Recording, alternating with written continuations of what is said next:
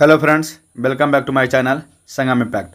Friends, मैं आज की इस वीडियो में टॉप 40 क्वेश्चन कराने वाला हूं, जो हाल ही में होने वाले प्रतियोगिता परीक्षाओं के लिए महत्वपूर्ण साबित होगा। अगर आप किसी भी प्रतियोगिता परीक्षाओं की प्रिपरेशन कर रहे हैं तो यह वीडियो अंत तक ज़रूर देखें।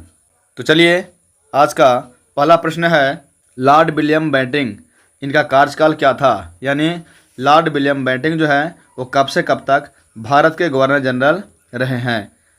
तो यह 1828 से 1835 ईस्वी तक यह भारत के गवर्नर जनरल रहे हैं। अगला प्रश्न है कि बंगाल का अंतिम गवर्नर जनरल कौन था? तो वो थे लॉर्ड विलियम बेंटिंक। यानी लॉर्ड विलियम बेंटिंक जो है वह बंगाल का अंतिम गवर्नर जनरल थे। अगला प्रश्न है कि किस एक्ट के तहत बंगाल के गवर्नर जनरल को भारत का गवर्नर जनरल बनाया गया? यानी कौन सा एक्ट लाया गया जिसके तहत बंगाल के गवर्नर जनरल को अब भारत के गवर्नर जनरल कहा जाने लगा? तो वह एक्ट था चार्टर एक्ट। अगला प्रश्न है कि चार्टर एक्ट लागू होने के बाद भारत का पहला गवर्नर जनरल कौन बना?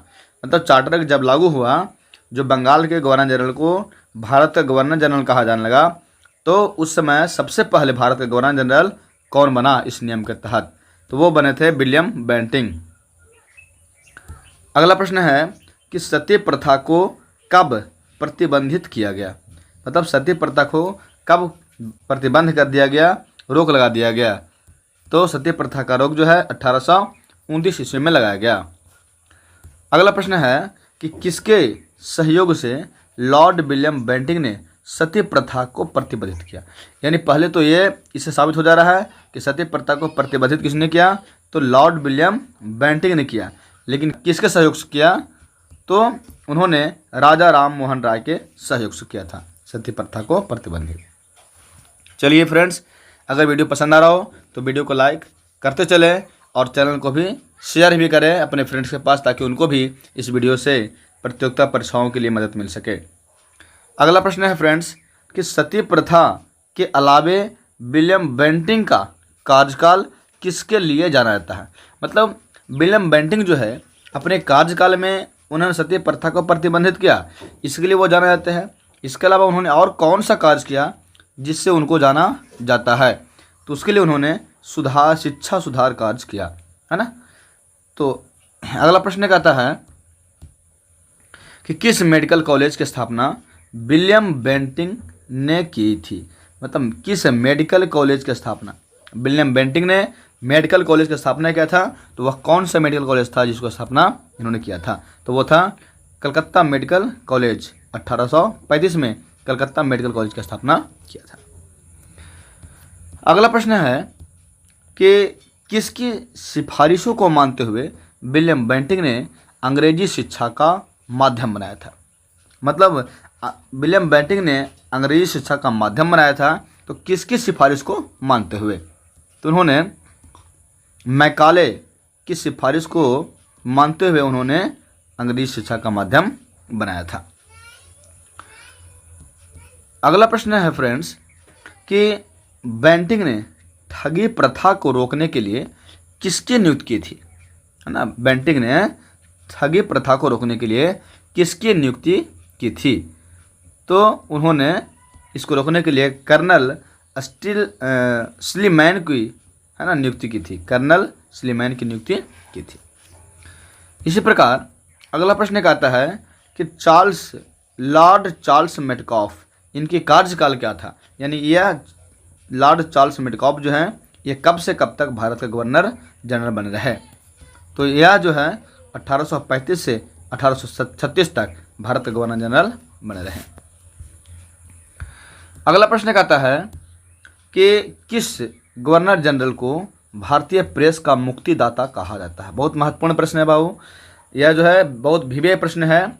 फ्रेंड्स, इस प्रश्न को याद रखिएगा कि भारतीय प्रेस का मुक्तिदाता किसे कहा जाता है? तो वह कहा जाता है चार्ल्स मेटकॉफ को। किसे कहता है? चार्ल्स मेटकॉफ को। अगला प्रश्न है कि लॉर्ड एलिनबरो कब से कब तक भारत के गवर्नर जनरल रहे? तो लॉर्ड एलिनबरो जो है वह 1842 से 1844 तक भारत का गवर्नर जनरल बन रहे। अगला प्रश्न कहता है कि दास प्रथा का उन्मूलन, किसका उन्मूलन? दास प्रथा का उन्मूलन किस गवर्नर जनरल के समय हुआ था? तो दास प्रथा का उन्मूलन लॉर्ड एलिनबरो के समय में, उनके कार्यकाल में हुआ था। अगला प्रश्न है कि किस गवर्नर जनरल के समय ब्रिटिश हुकूमत में सिंध को मिला लिया था? मतलब किस गवर्नर जनरल के समय में ब्रिटिश हुकूमत में सिंध को मिला लिया था? तो वो थे लॉर्ड एलिनबरो, यानी अगस्त 1843 में है ना सिंध को मिला लिया था। किनके समय में? तो लॉर्ड एलिनबरो के समय में। अगला प्रश्न है कि लॉर्ड ऑकलैंड, इनकी कार्यकाल क्या था? मतलब लॉर्ड ऑकलैंड जो है कब से कब तक भारत के गवर्नर जनरल बने रहे? तो यह जो है यह 1836 से 1842 तक भारत का गवर्नर जनरल बने रहे। अगला प्रश्न कहता है कि लॉर्ड हॉर्डिंग, यह कब से कब तक भारत के गवर्नर जनरल रहे? तो लॉर्ड हॉर्डिंग जो है वो 1844 से 1848 तक भारत के गवर्नर जनरल बने रहे। अगला प्रश्न है कि लॉर्ड हॉर्डिंग ने किस प्रथा पर रोक लगाई थी? है ना, किस प्रथा पर लॉर्ड हॉर्डिंग ने रोक लगाई थी? तो नरवली प्रथा पर लॉर्ड हॉर्डिंग ने रोक लगाई थी। अगला प्रश्न कहता है कि प्रथम आंग्ल सिख युद्ध, कौन सा युद्ध? प्रथम आंग्ल सिख युद्ध किसके समय में हुआ जिसमें अंग्रेज जीत गए थे? मतलब इससे ये साफ हो जा रहा है कि आंग्ल सिख युद्ध हुआ था जिसमें अंग्रेज जीत गए थे, लेकिन यह आंग्ल सिख युद्ध जो है किसके समय में हुआ था? उस समय भारत का गवर्नर जनरल कौन था? तो उस समय था लॉर्ड हॉर्डिंग। कौन था फ्रेंड्स? Lord Harding. अगला प्रश्न कहता है कि लॉर्ड डलहौजी का शासनकाल क्या रहा? तो लॉर्ड डलहौजी भारत के गवर्नर जनरल कब से कब तक रहा? तो यह जो है 1848 से 1856 तक भारत के गवर्नर जनरल बना रहा। अगला प्रश्न है कि द्वितीय आंग्ल सिख युद्ध, अभी इससे पहले हमने देखा प्रथम आंग्ल सिख युद्ध, तो कहा कि द्वितीय आंग्ल सिख युद्ध तथा पंजाब का ब्रिटिश हुकूमत में विलय किस गवर्नर के कालकाल में हुआ? मतलब द्वितीय आंग्ल सिख युद्ध किस भारत के किस गवर्नर जनरल के कार्यकाल में हुआ, एवं पंजाब का ब्रिटिश हुकूमत में विलय यह भी किस गवर्नर जनरल के कार्यकाल में हुआ? तो वो हुआ लॉर्ड डलहौजी के कार्यकाल में। अगला प्रश्न कहता है कि लॉर्ड डलहौजी के समय महारानी विक्टोरिया को, किसको? महारानी विक्टोरिया को जो हीरा भेजा गया उसका क्या नाम था? है ना, मतलब उस हीरे का नाम क्या था? कहा कि लॉर्ड डलहौजी के समय महारानी विक्टोरिया को हीरा भेजा गया था, उस हीरे का नाम क्या था? तो उसका नाम था कोहिनूर हीरा। कौन सा हीरा भेजा गया था? कोहिनूर हीरा। फ्रेंड्स, अगर ये वीडियो आपको पसंद आ रहा हो तो वीडियो को लाइक करते चले। अगला प्रश्न है कि किस कमीशन के तहत लॉर्ड डलहौजी ने भूमि कर रहित जागीरों की जमीन हड़पनी शुरू कर दी? कहा रहा है कि मतलब कौन सा ऐसा कमीशन आया था जिसके तहत डलहौजी भूमिकर रहित जागीरों जो थे उनके जमीन हड़पनी शुरू की थी? तो वह कमीशन था इनाम कमीशन। कौन सा फ्रेंड्स? इनाम कमीशन। अगला प्रश्न कहता है कि डलहौजी के शासन को किस कारण याद किया जाता है? मतलब उन्होंने ऐसा क्या किया जिस कारण जो है सबसे ज़्यादा याद किया जाता है उनके कार्यकाल को? तो उन्होंने व्यंपगत सिद्धांत दिया था और जिसके तहत उनको याद किया जाता है। अगला प्रश्न है कि डलहौजी ने सिक्किम पर कब और कैसे अधिकार किया? किस पर बाबू? तो सिक्किम पर। तो डलहौजी ने सिक्किम पर कब और कैसे अधिकार किया?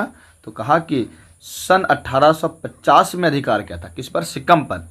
2 अंग्रेज डॉक्टरों के साथ बदसलूकी का आरोप लगा करके उस पर कब्जा कर लिया था। अगला प्रश्न कहता है कि अवध का विलय डलहौजी ने कौन सा आरोप लगा कर किया था? सोचिए किस तरह से ये आरोप लगा करके अपने में विलय कर रहा था क्षेत्रों को। तो कहा कि अवध का विलय जो है डलहौजी ने कौन सा आरोप लगाकर किया था? तो उन्होंने कुशासन का आरोप लगा करके अवध का विलय डलहौजी में अपने में किया था। अगला प्रश्न कहता है कि जिस समय अवध को ब्रिटिश शासन में शामिल किया गया उस समय वहाँ का नवाब कौन था। मतलब जब डलहौजी अपने में अवध को शामिल किया था, है ना, आरोप लगा करके, तो उस समय अवध का नवाब कौन था। तो वाजिद अली शाह था। कौन था? वाजिद अली शाह। अवध का नवाब वाजिद अली शाह था।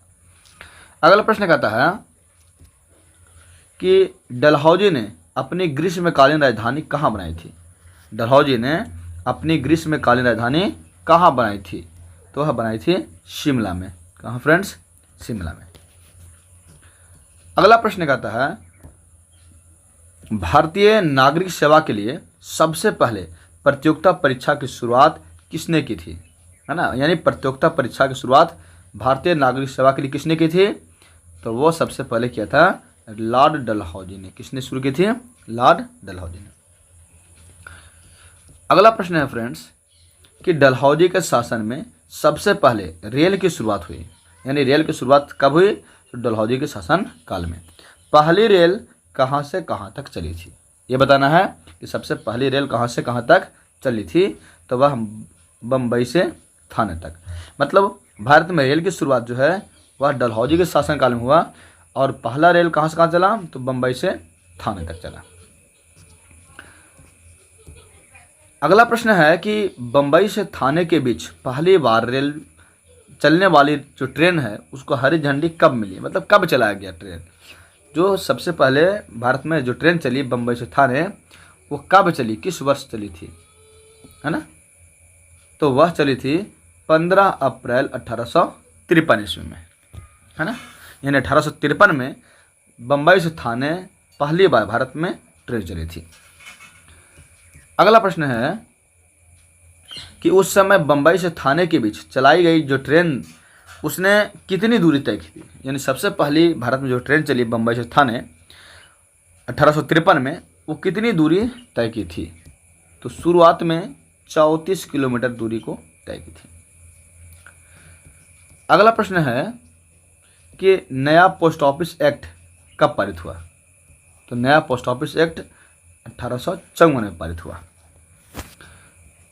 अगला प्रश्न है कि भारत में पहली बार डाक टिकट का प्रचलन कब शुरू किया गया। तो पहली बार डाक टिकट का प्रचलन जो है भारत में वो कब शुरू किया गया। तो 1854 में। अगला प्रश्न है कि पहली बार स्वतंत्र रूप से लोक सेवा विभाग की स्थापना किसने और कब किया, है ना। पहली बार स्वतंत्र रूप से लोक सेवा विभाग की स्थापना कब और किसने किया। तो 1854 में लॉर्ड डलहौजी ने किया था। अगला प्रश्न कहता है फ्रेंड्स कि सन 1853 में पहली बार लॉर्ड डलहौजी ने के समय में बिजली से संचालित तार सेवा की शुरुआत किया गया। तो कहाँ शुरू हुई। यानी 1853 में लॉर्ड डलहौजी ने पहली बार बिजली से संचालित तार सेवा का प्रारंभ किया। तो वो कह रहा है कि कहाँ किया। तो कलकत्ता एवं आगरा। कहाँ का किया था? कलकत्ता और आगरा में। अगला प्रश्न है फ्रेंड्स कि बंगाल, बिहार एवं उड़ीसा में अस्थायी बंदोबस्त कब और किसने लागू किया। कब और किसने लागू किया। तो अस्थायी बंदोबस्त जो है वह 1793 ईस्वी में लॉर्ड कॉर्नवालिस ने लागू किया था। कौन सा? अस्थायी बंदोबस्त बिहार, उड़ीसा और बंगाल में। अगला प्रश्न कहता है कि लॉर्ड कैनिंग कब से कब तक भारत का वायसराय रहा। इनका कार्यकाल क्या था। तो लॉर्ड कैनिंग जो है 1856 से 1862 के बीच भारत का वायसराय रहा। अगला प्रश्न है कि भारत में कंपनी द्वारा नियुक्त अंतिम गवर्नर जनरल तथा ब्रिटिश सम्राट के अधीन नियुक्त किया गया भारत का प्रथम वायसराय कौन था। यानी कहा कि भारत का प्रथम वायसराय कौन था जो कंपनी द्वारा अंतिम गवर्नर जनरल रहा और ब्रिटिश साम्राज्य के अधीन नियुक्त किया गया भारत का प्रथम वायसराय रहा। तो वो कौन था। तो वो था लॉर्ड कैनिंग। कौन था? लॉर्ड। मतलब भारत का प्रथम वायसराय कौन था? Lord Canning. और अंतिम गवर्नर जनरल लॉर्ड कैनिंग भी दोनों आ जाएगा। चलिए अगला प्रश्न कहता है कि लॉर्ड कैनिंग के समय सबसे प्रसिद्ध ऐतिहासिक घटना कौन सी है। मतलब सबसे प्रसिद्ध उनकी कार्यकाल में लॉर्ड कैनिंग के कार्यकाल की सबसे प्रसिद्ध ऐतिहासिक घटना कौन है। तो है 1857 की क्रांति। आप सभी जानते हैं कि हमारा जो भारतीय स्वतंत्रता संग्राम का जो नींव है, हाँ, क्रांति का, लड़ाई का जो नींव है, वो 1857 की क्रांति से ही रखा गया। और इसकी ऐतिहासिक घटना जो है किस समय हुआ था, तो लॉर्ड कैनिंग के समय हुआ था। फ्रेंड्स, अगर यह वीडियो पसंद है तो वीडियो को लाइक करें और अपने दोस्तों के पास भी शेयर करें। अगर हमारे चैनल पर पहले बार आए हों तो हमारे चैनल सब्सक्राइब जरूर करें, ताकि आपको इसी प्रकार से आगे वीडियो मिलता रहेगा। धन्यवाद।